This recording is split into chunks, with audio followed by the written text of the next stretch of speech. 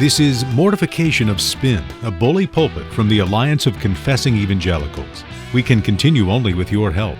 Visit mortificationofspin.org to make a donation or call 1-800-488-1888. After the podcast, listen for details on how you can receive a free resource. You are listening to the Mortification of Spin, Bully Pulpit, a regular podcast of the Alliance of Confessing Evangelicals.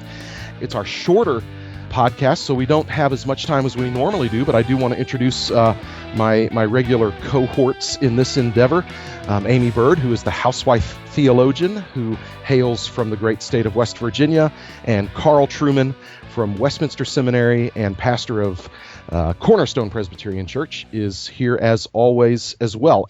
Carl Truman, you ran across an article that the three of us found somewhat interesting. Why don't you introduce the subject to us? Yeah, the article is on the blog of Professor Scott McKnight. He's a New Testament scholar, works out of Chicago. It's on Scott McKnight's blog. It's dated January 22nd, 2014. I will place a link to it on the Reformation 21 site when this program is airing.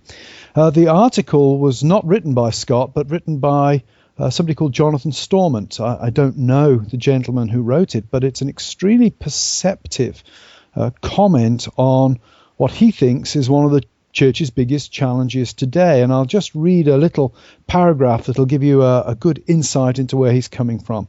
He's talking about this crisis within the church. And he says, it is not a crisis of morality or lack of fidelity to the gospel or anything that stirs up controversy. The problem is that it is really hard to be a church of 5 different generations. More to the point, we're not able to get older people and younger people to hang out together anymore. And he then goes on to unpack that and really talks about the problematic youth focus of many of the rising churches, but also just that general problem of how do you get a church to reflect the spread of ages. We live in an increasingly aging society. We're constantly told that there are more and more older people, more people over the age of 65 around us. There is a reason why my co-pastor told me recently that classic rock channels now have commercial breaks for hip replacements on them. We're all getting older, and yet the church is finding it so difficult to be transgenerational. So I thought I'd raise that as a topic for the day and throw that out there for discussion. Do you guys have any thoughts, reflections on that? Well, ever since the advent of the church growth movement, of course, the Donald McGavran's idea of homogeneous groups was really latched upon.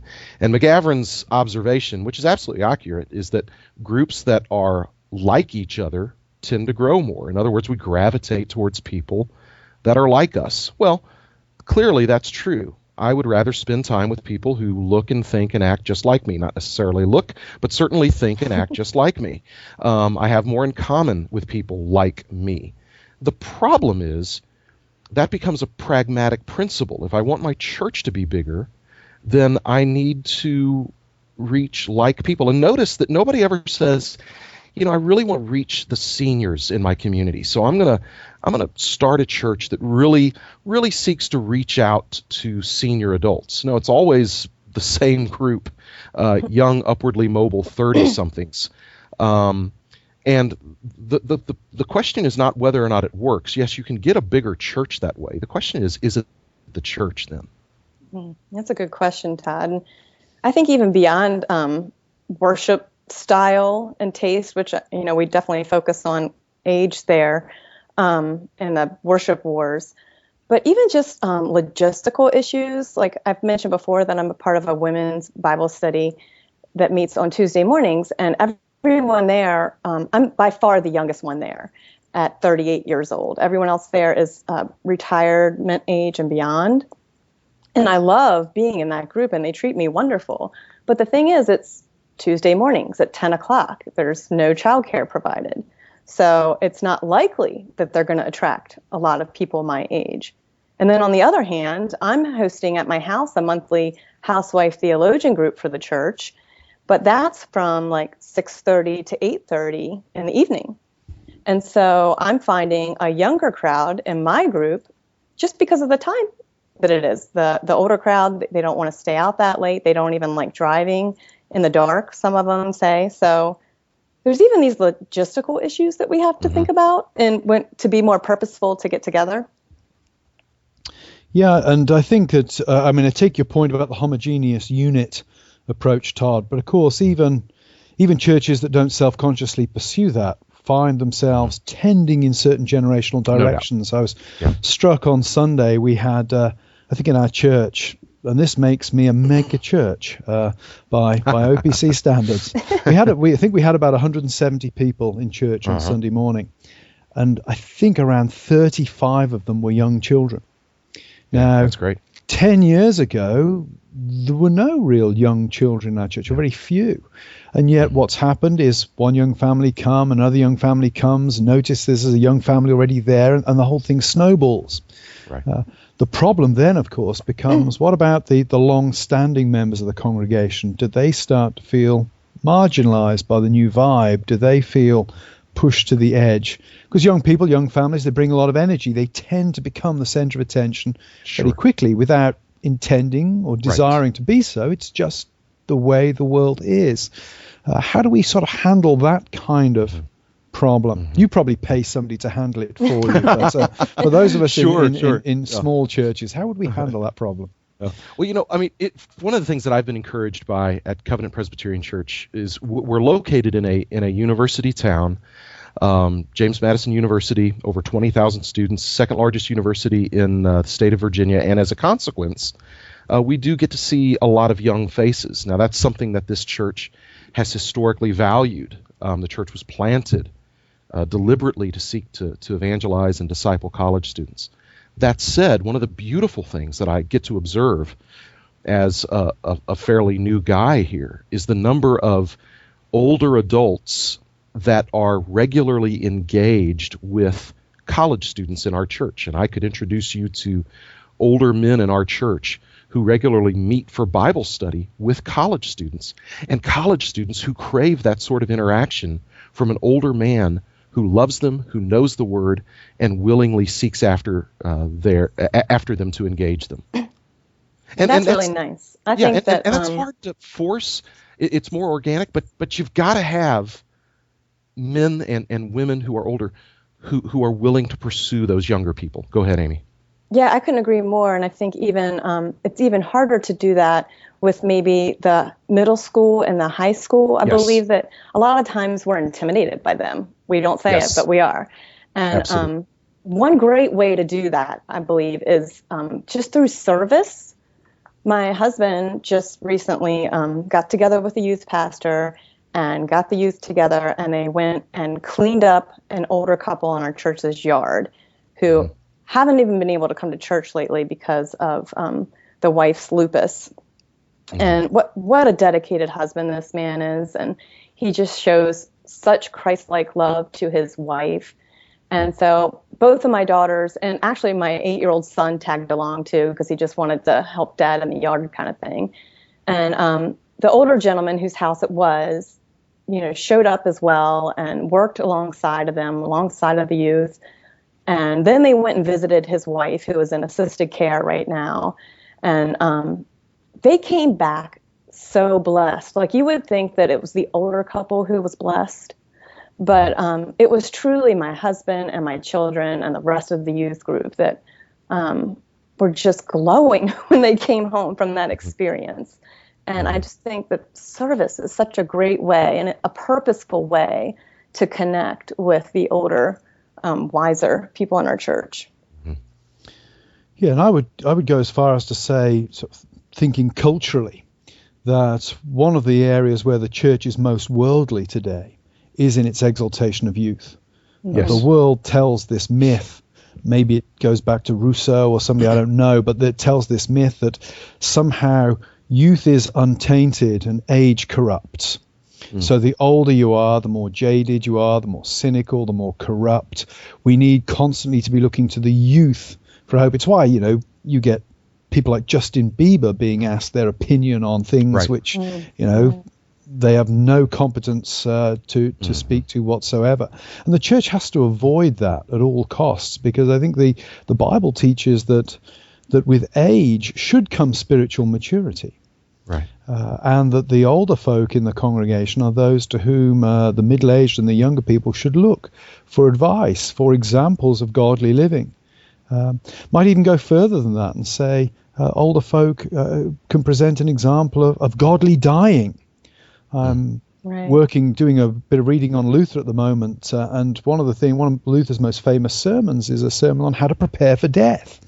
And of course, we marginalize old age and we exclude death from being visible in our churches or coming up in our conversation in any meaningful way. I think old folk can show us how to prepare after a lifetime of being in the Lord's service, prepare for a good death. Nobody wants to die. But older folk facing death with faith and courage, I think can be a great example for the younger folk. Mm-hmm.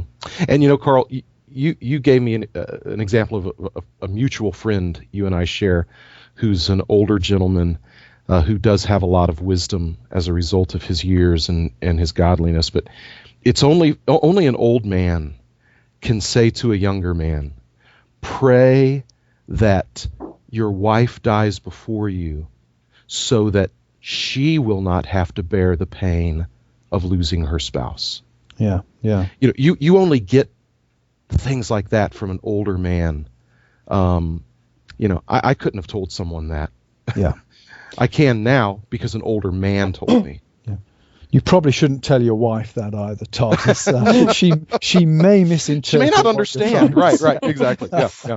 But it is the older couple who comes to understand that that after 45 and 50 and 55 years of marriage, the one who is left behind bears the greater pain. Yeah.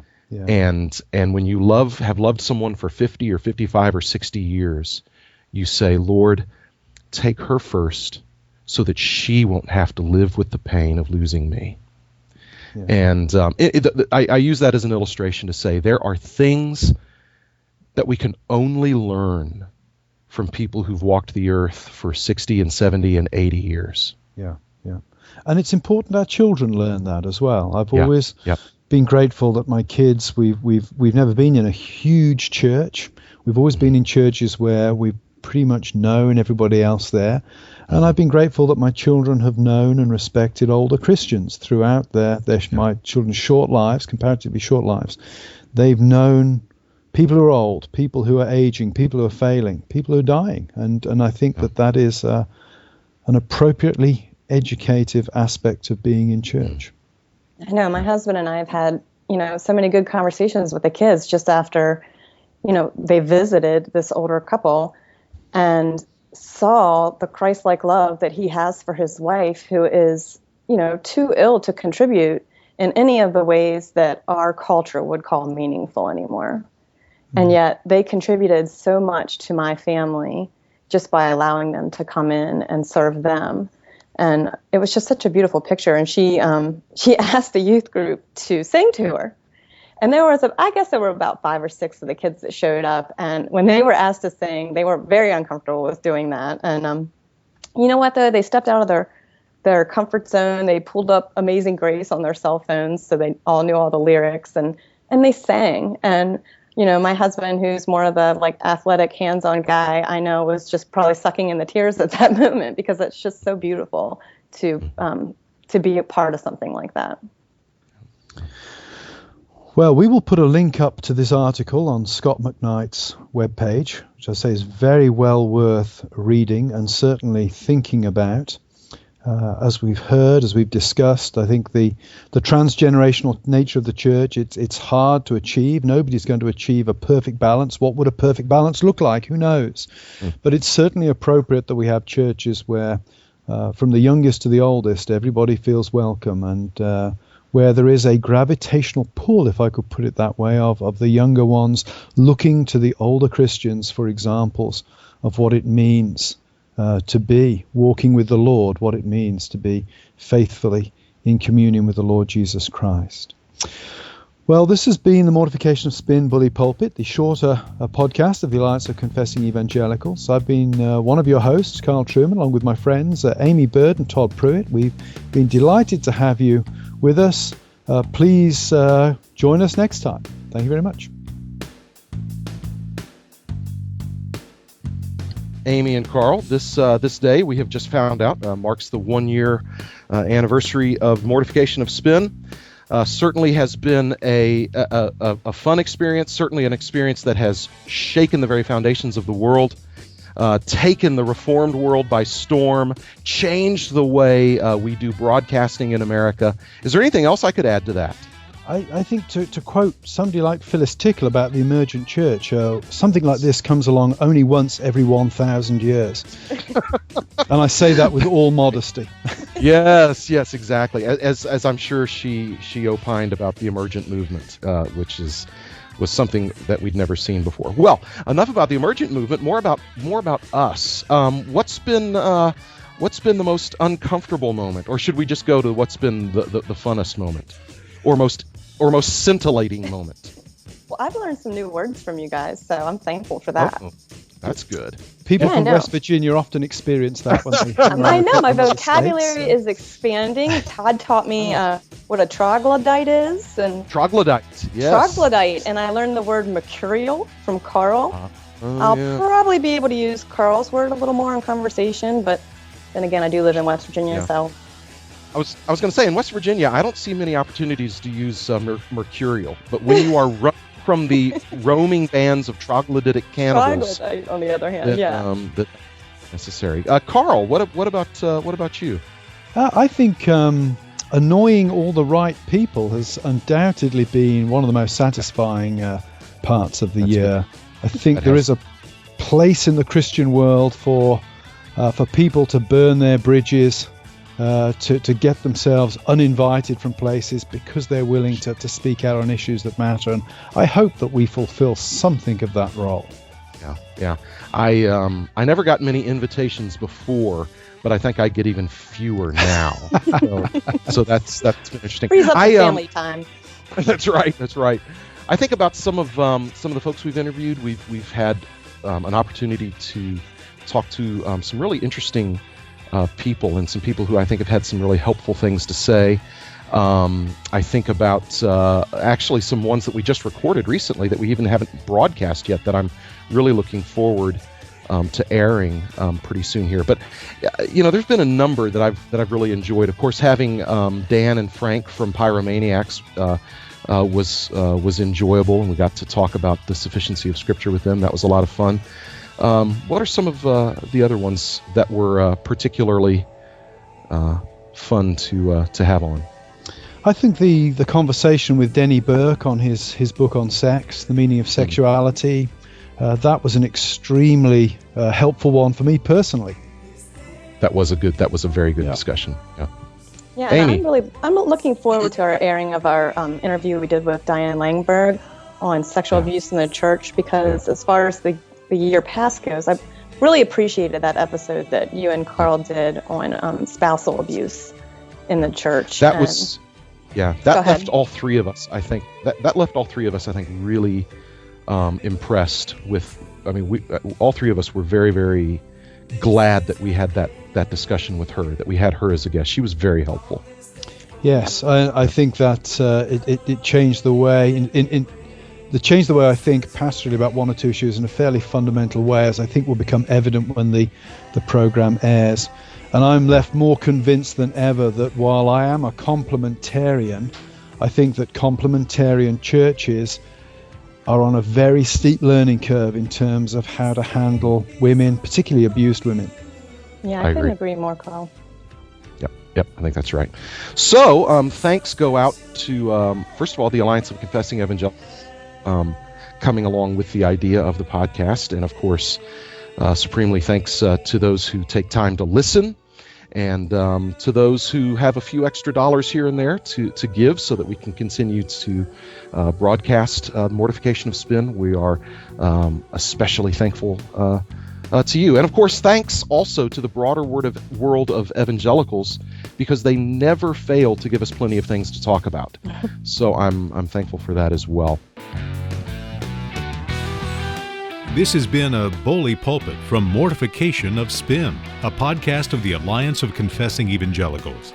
Just for listening, we'd like to give you a free resource. Visit our website, mortificationofspin.org, to find a link to the download. Mortification of Spin is a production of the Alliance of Confessing Evangelicals. Alliance ministries include Reformation21.org, Every Last Word with Philip Rycombe, and events held from Florida to Sacramento. To learn more about the Alliance, visit alliancenet.org or call 800-488-1888. We can only continue to bring you Mortification of Spin with your support. To make a donation, please visit mortificationofspin.org or call 800-488-1888. Please listen again, and don't forget your free download.